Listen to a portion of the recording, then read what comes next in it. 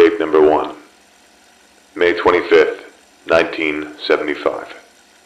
Today marks the first day of the experiment. My name is John Mcadams, and I've decided to document my progress with this experiment on tape. I'm doing this project on my own, without the help of any third-party company or the government, as they would consider the practices that I intend to use on this experiment horrific, inhumane, or immoral. I don't believe that's the case. I believe that in science, there's no such thing as an immoral action.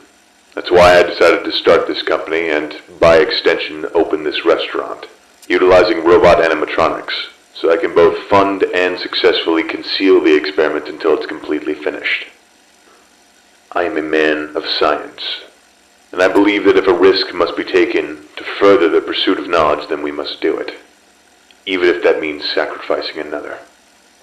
Some may consider me a murderer of sorts, but they simply cannot possibly fathom the magnitude of what could be achieved. So to be clear, I do not take some sick joy from conducting these acts, these experiments. I'm not a bad person. I will do anything to make this experiment work, and when it eventually does, those lives will count for more than they could have possibly achieved in life. My goal is the transfer of a human life into an artificial body, preserving memories, feelings, senses, to expand existence beyond the insignificant span of a human life. However, for a human life, a soul, if you will, to be transferred, the original body must be destroyed. One would consider animal testing to prove my theory, however.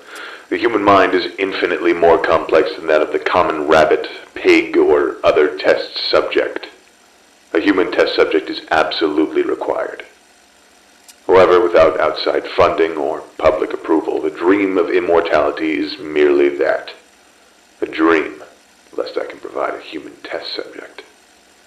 I can't just use some lowlife, some man with nothing to lose, no. The adult brain is too developed. Any attempt to transfer would result in immediate brain death. No, the only plausible solution is to transfer a human child, no more than 3 or 4 years old. And that way, when transferred to his new body, he will adapt to it almost instantly. The brain, still developing motor skills and memories, should link seamlessly with the new hardware, and believe the automaton is its own body.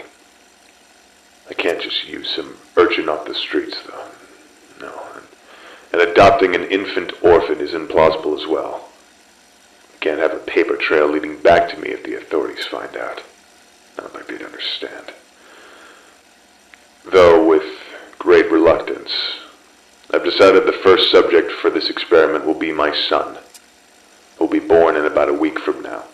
I'm going to transfer him to his new body when he turns 3 years old, the age when the human brain starts recording memories. If this works, then he will be the first of the next step in human evolution.